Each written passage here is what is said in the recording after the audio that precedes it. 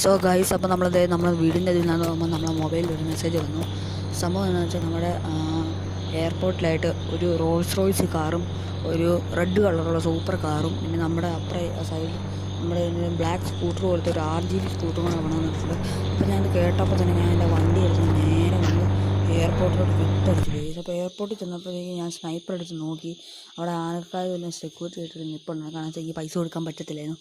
അപ്പം നമുക്ക് മുമ്പേ ഒരു ബൈക്ക് അവിടെ ഇരിപ്പുണ്ടായിരുന്നു. അപ്പം ഞാൻ നോക്കിയപ്പോൾ സൂപ്പർ കാർ ഇരിപ്പുണ്ട്, RGB സ്കൂട്ടർ ഇരിപ്പുണ്ട്, റോൾസ് റോയ്സ് കാർ കാണുന്നില്ല ഗൈസ്.